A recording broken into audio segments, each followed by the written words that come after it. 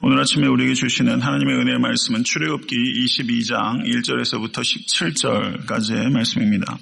출애굽기 22장 1절에서부터 17절까지의 말씀 교독하도록 하겠습니다. 사람이 소나 양을 도적질하여 잡거나 팔면 그는 소 한 마리에 소 5마리로 갚고 양 한 마리에 양 4마리로 갚을지니라. 도둑이 뚫고 들어오는 것을 보고 그를 쳐 죽이면 피 흘린 죄가 없으나 해 돋은 후에는 피 흘린 죄가 있으리라. 도둑은 반드시 배상할 것이나 배상할 것이 없으면 그 몸을 팔아 그 도적질한 것을 배상할 것이요. 도적질한 것이 살아 그의 손에 있으면 소나 낙이나 양을 막론하고 갑절을 배상할지니라. 사람이 밭에서나 포도원에서 짐승을 먹이다가 자기의 짐승을 놓아 남의 밭에서 먹게 하면 자기 밭에 가장 좋은 것과 자기 포도원에 가장 좋은 것으로 배상할지니라. 불이 나서 가시나무에 댕겨 낫갈이나 거두지 못한 곡식이나 밭을 태우면 불 놓은 자가 반드시 배상할지니라. 사람이 돈이나 물품을 이웃에게 맡겨 지키게 하였다가 그 이웃 집에서 도둑을 맞았는데 그 도둑이 잡히면 갑절을 배상할 것이요. 도둑이 잡히지 아니하면 그 집 주인이 재판장 앞에 가서 자기가 그 이웃의 물품에 손댄 여부의 조사를 받을 것이며 어떤 잃은 물건 즉 소나 낙이나 양이나 의복이나 또는 다른 잃은 물건에 대하여 어떤 사람이 이르기를 이것이 그것이라 하면 양편이 재판장 앞에 나갈 것이요 재판장이 죄에 있다고 하는 자가 그 상대편에게 갑절을 배상할지니라. 사람이 낙이나 소나 양이나 다른 짐승을 이웃에게 맡겨 지키게 하였다가 죽거나 상하거나 끌려가도 본 사람이 없으면 두 사람 사이에 맡은 자가 이웃의 것에 손을 대지 아니하였다 여호와께 맹세할 것이요 그 임자는 그대로 믿을 것이며 그 사람은 배상하지 아니하려니와 만일 자기에게서 도둑 맞았으면 그 임자에게 배상할 것이며 만일 찢겼으면 그것을 가져다가 증언할 것이요 그 찢긴 것에 대하여 배상하지 아니할지니라. 만일 이웃에게 빌려온 것이 그 임자가 함께 있지 아니할 때 상하거나 죽으면 반드시 배상하려니와 그 임자가 그것과 함께 있었으면 배상하지 아니할지니라. 만일 새 낸 것이면 새로 족하니라. 사람이 약혼하지 아니한 처녀를 꾀어 동침하였으면 납폐금을 주고 아내로 삼을 것이요. 다같이 만일 처녀의 아버지가 딸을 그에게 주기를 거절하면 그는 처녀에게 납폐금으로 돈을 낼지니라. 아멘. 하나님의 말씀입니다. 출애굽기 22장 1절 17절의 말씀은 소유권 침해에 대해서 어떻게 배상할 것인가에 대한 하나님의 말씀이 기록되어 있습니다. 1절부터 4절은 그 절도에 대한 배상을 기록하고 있고 5절부터 6절은 다른 사람 밭이나 포도원에 피해가 발생했을 때 그것을 어떻게 배상할 것인가. 그리고 7절에서부터 15절은 재화를 타인에게 맡겼는데 손해가 발생하였다면 그것에 대해서 어떻게 배상할 것인가. 그리고 16절에서 17절은 처녀를 성폭행하였을 때 배상에 대한 문제를 기록하고 있습니다. 사회의 재반 관계 속에서 발생할 수 있는 소유권에 대한 문제에 대해서 매우 상세하게 하나님께서 규례를 주고 있는 것을 오늘 본문을 통해서 보게 됩니다. 도적질에 대한 처벌은 1차적으로 철저한 배상입니다. 소나 양을 도적질하는 일들이 적지 않았던 것으로 보입니다. 소나 양을 도적질하여 즉시 속히 그 소나 양을 잡거나 그것을 팔았을 때는 소 하나는 소 5으로 배상하고 양 하나는 양 4수로 배상을 하도록 했습니다. 소는 왜 5마리고 양은 왜 4마리로 배상을 하도록 했을까요? 아마도 소가 밭을 간다든가 아니면은 소 노동력을 이용해서 물건을 옮긴다든가라고 했을 때 소와 양 중에서 아마도 효용 가치가 소가 더 많았던 것을 생각할 수 있을 것 같습니다. 그래서 효용 가치가 높은 재화를 도적질했을 땐 거기에 상응하는 벌칙이 더 강력하지 않았을까 하고 우리가 염두에 둘 수 있을 것 같습니다. 그런데 저도 어렸을 때 잠깐 시골에서 국민학교 가기 전까지는 시골에서 좀 자랐긴 하지만 그 소 5마리 있는 집이 흔해요? 소 5마리. 소 한 마리가 얼마 정도 합니까? 글쎄요, 전혀 모르시는데, 네, 소 5마리를 가지고 있는 집이 많지 않았을 거라는 생각이 좀 들더라고요. 소 한 마리를, 소 5 가진 사람이 소 한 마리를 훔치는 일이 흔치는 않았을 거다. 그런데 가진 사람이 더한다고 소 5이 있으니 하나 훔쳐서 6마리 갖고 싶었을지도 모르겠지만 소 5마리 가진 사람이 소 한 마리를 훔치는 일들이 그렇게 흔치는 않았을 거다. 그리고 소 5을 갚을 만한 경제력이 있는 사람이 흔치는 않았을 것이다. 그러니까 이 형벌 자체가 상당히 엄한 형벌이다라고 생각이 되는 것입니다. 그래서 이 말씀을 이렇게 소 한 마리를 소 5으로 갚도록 하는 이와 같은 하나님의 율법은 형벌 자체를 엄하게 함으로 인해서 다른 사람의 소중한 소를 훔치는 것 자체를 예방하려고 하는 효과가 매우 강하였지 않겠나 이런 생각을 해보게 되는 것입니다. 그런데 만약에 소나 양을 잡아서 그걸 즉시 도살하거나 빨리 팔아치우지 아니하고 그 도둑놈이 그 소나 양을 가지고 있었을 때는 5배나 4배로 배상하지 않고 2배로 배상하도록 했습니다. 이것도 좀 흥미롭지 않습니까? 소나 양을 훔쳐오자마자 죽이거나 팔아버린 사람은 매우 계획적으로 그 도둑질을 했다라고 보여지고요. 어설픈 도둑놈들이 도둑질을 했다 자기 집에 놓았을 경우에는 그때는 배상하도록 해서 이 도둑질 배후에 있는 그 계획성에 대해서 차등을 두고 하나님께서 형벌을 내리셨다라고 이해하는 것이 타당할 것 같습니다.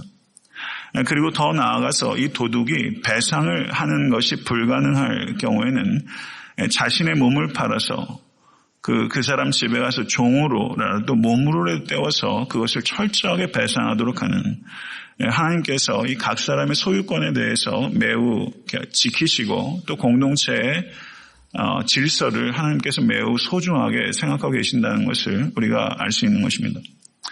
그 뒤에 이어지는 내용은 흥미롭습니다.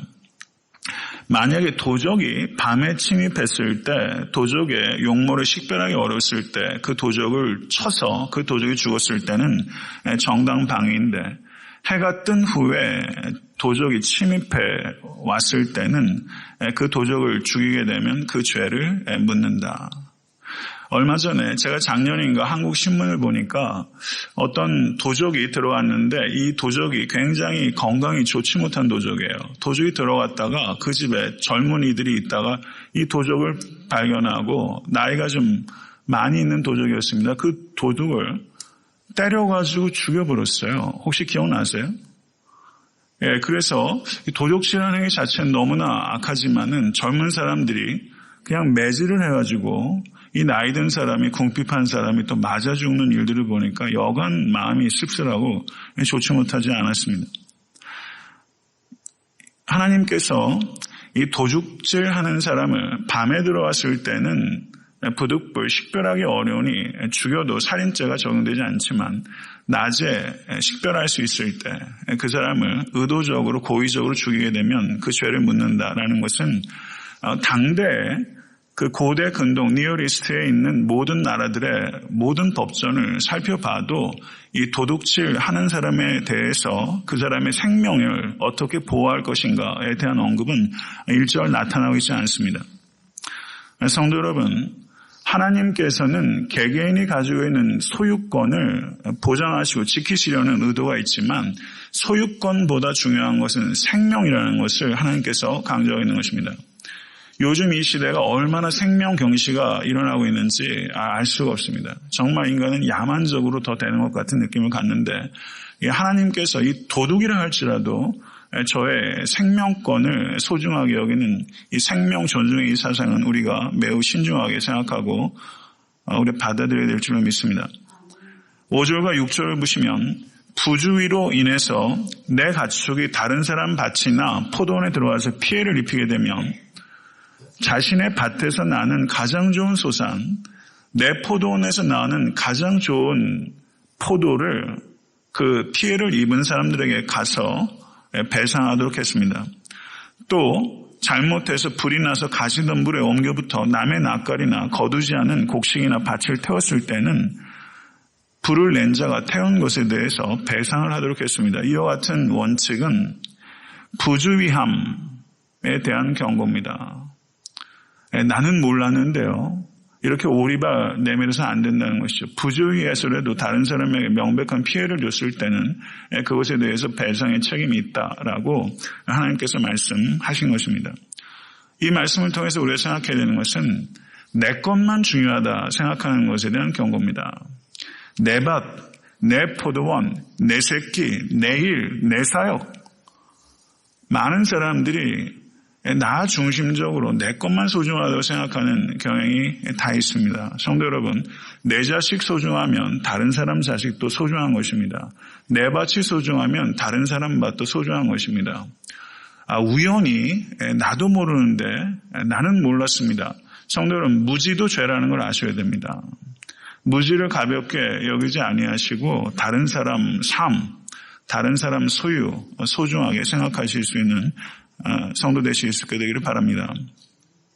7절에서 15절을 보시면 타인에게 내 재물이나 가축 등을 맡겼는데 여한 연고로든 그것이 손해를 입었을 때 어떻게 배상할 것인가. 남의 돈이나 물건을 맡아서 지키던 중에 도적이 훔쳐갔다가 도적이 잡히게 되면 맡아서 지키던 사람은 전혀 책임이 없고 이 도적한 사람이 그 원주인에게 2배로 갚도록 했습니다. 도적이 잡히지 않았을 경우에 그것을 맡아 보관하고 있던 사람은 재판장 앞으로 가서 자기가 그 물질을 도둑질하지 않다라는 것에 대해서 재판장 앞에서 조사를 받아야 했습니다. 그리고 또 다른 경우는 어떤 사람이 자신의 재물을 잃어버렸는데 우연히 지나가다가 자기 것이라고 확신이 되는 물건을 발견했을 경우에 그 경우에는 재판장 앞으로 이 양측이 가서 그 앞에서 소명하고 그리고 재판장이 재판을 하게 되면 패소한 쪽이 승소한 쪽에게 갑절로 배상해야 했습니다. 또한 맡긴 것이 가축이었을 경우에 죽거나 상하거나 물려갔는데 본 사람이 없을 경우에 이 얼마나 디테일이 있어요. 가축을 빌려줬는데 맡겼는데 본 사람이 없이 어떤 손상이 났을 때는 맡아서 지키던 사람이 여호와 앞에서 맹세를 하면 원주인은 그 맹세를 그대로 받아들이고 맡아 지키던 사람은 배상의 책임이 없다라고 하나님께서 말씀하셨습니다.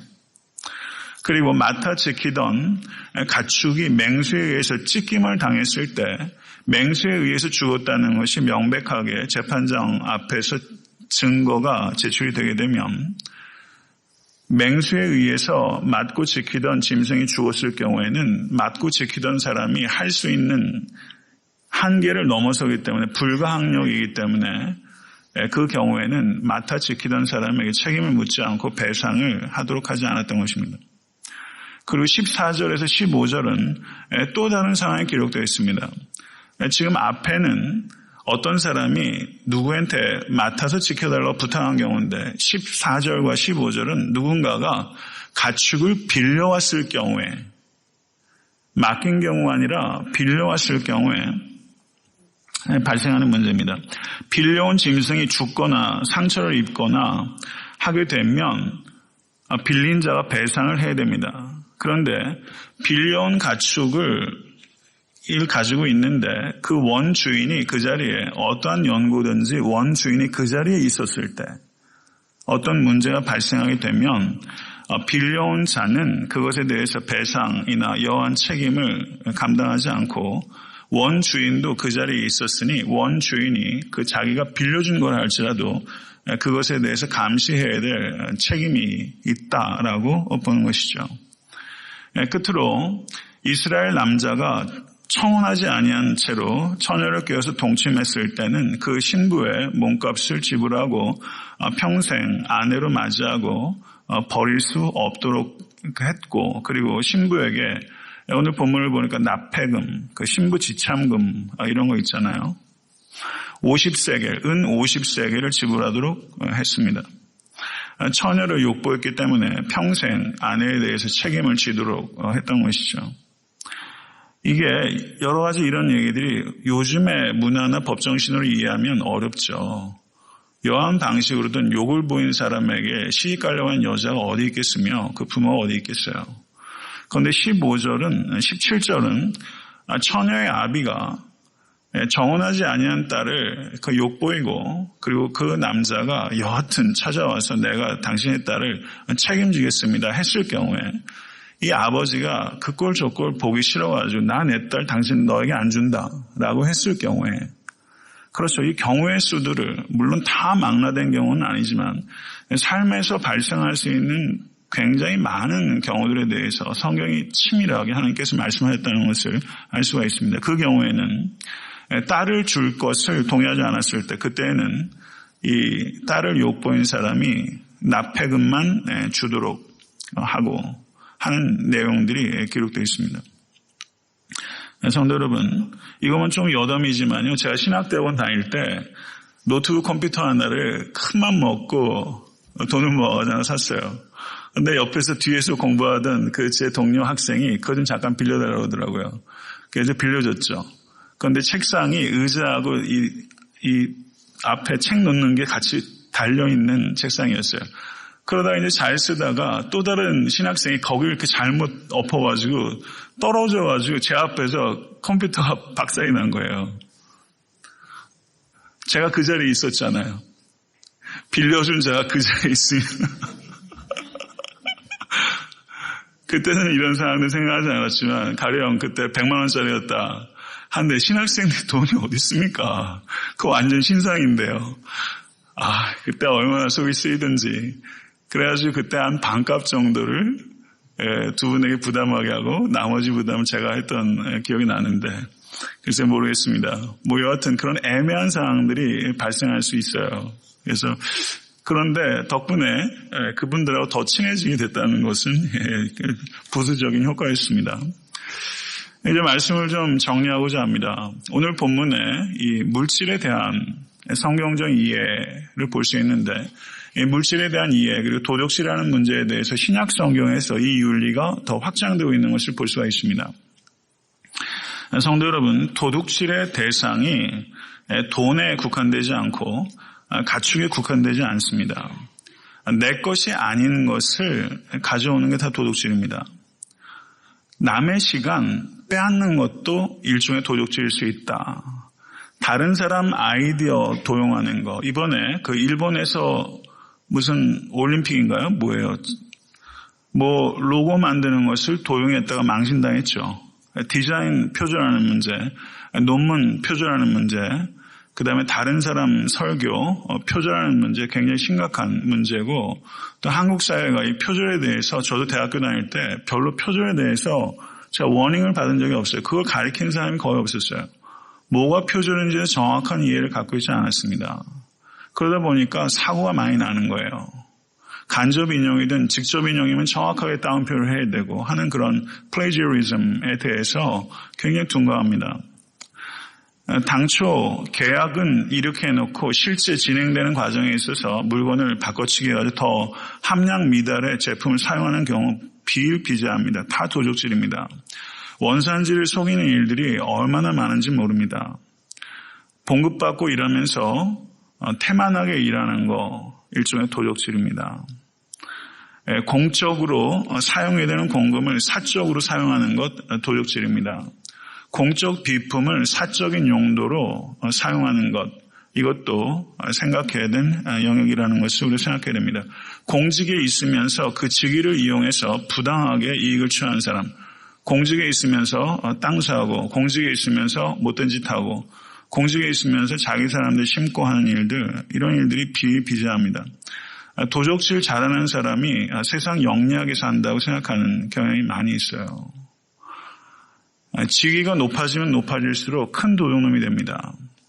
이게 우리가 보는 세상이잖아요. 자잘한 도둑들은 굉장히 잡는데 큰 도둑들은 잘도 빠져나오고 빨리도 빠져나옵니다. 도둑질 배후에는 도둑놈 심보가 있습니다. 도둑놈 심보가 뭡니까? 일을 하기 싫어하는 마음이 그 배후에 있는 거예요. 도둑놈 심보에는 일을 하기 싫어하는 마음, 소위 말해서 효율성이 있습니다. 그런데 효율성이 잘못 생각하게 되면 이게 도둑놈 심보되기 딱 좋습니다. 최소한의 노력으로 최대한의 결실을 맺으려 하는 것, 필요한 일이라고 생각됩니다. 그런데 생각해볼 여지가 있다는 것이죠. 정직한 땀을 경시하는 풍조가 세상에 가득합니다. 성도 여러분, 정직한 땀을 존중하실 수 있게 간절히 바랍니다. 마지못해서 일하지 마시고 일 자체는 참으로 숭고한 것입니다. 일에 대해서 숭고한 마음을 가지고 일을 열심히 하는 사람이 안식할 수 있는 것입니다. 안식의 전제는 열심히 수고하고 일하는 것입니다. 성도 여러분, 왜 이와 같은 도둑놈 심보가 세상에 만연합니까? 과정을 무시하고 결과만 쫓기 때문입니다. 과정에 대해서 강조하지 않습니다. 자녀들을 교육할 때도 과정의 중요성 생각하지 않고 뭐로 가도 한양만 가면 간다는 식으로 가르치는 거예요. 개처럼 벌어서 짐승같이 쓴다, 이런 말로 생각해 봐야 돼요. 제대로 벌어야 됩니다. 제대로 번 돈을 하나님께 드려야 됩니다. 도둑질하는 돈을 하나님께 드리는 것 옳지 않습니다.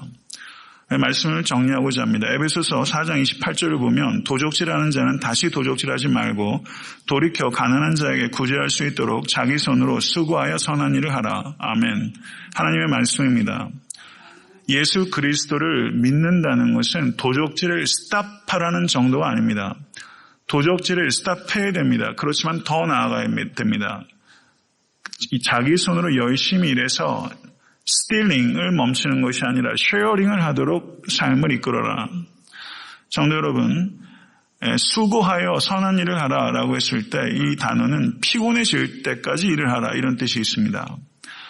노동의 목적은 무엇입니까? 빈궁한 자에게 나누어 줄 것이 있기 위해서 노동하라는 것이 사도 바울의 말씀입니다. 하나님의 말씀입니다.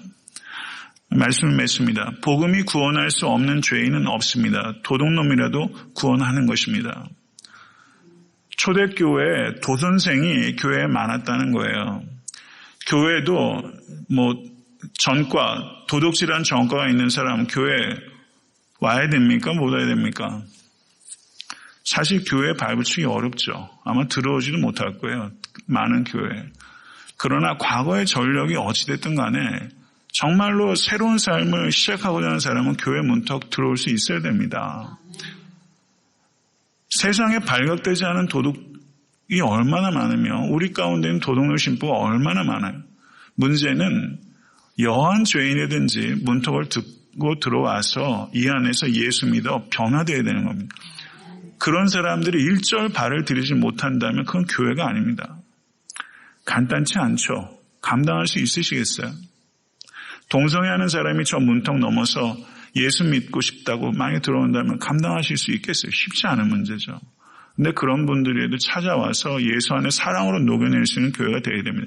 그 사랑에 씨름해야 됩니다.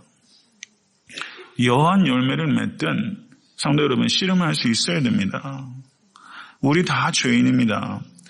성도 여러분, 그런데 문제는 뭐냐? 복음은 도적질하는 사람도 구원하는 하나님의 능력입니다. 그런데 나는 예수님을 주와 그리스도로 영접했다고 말하면서 도적질하는 사람이 있다면 그 행위는 그 사람에게 예수께서 주와 그리스도가 아니라는 증거입니다. 예수를 믿는다고 이야기하면서 큰 돈 해먹는 그리스도인들이 얼마나 많은지 몰라요. 그리스도인 아닙니다. 그 행위 자체가 그리스도인이 아니라는 것을 증명하는 것입니다. 이것을 깊이 생각하십시오. 그런 큰 도둑이 얼마나 많은지 몰라요. 말씀을 맺습니다. 물질의 소유권은 내게 있는 것이 아니라 하나님께 있는 것입니다. 그 소유권이 어디 있는지를 정확하게 알면 탐심을 끊을 수 있고 최선을 다해서 일할 수 있고 그리고 최소한으로 사는 연습을 하고 최대한으로 나누는 삶을 추구할 수 있습니다. 최선을 다해서 일하고 가급적 최소한 소유하고 최대한 나누는 거. 성도 여러분, 좀 레디컬한 말이죠. 소유하는 문제에 대해 생각하십시오.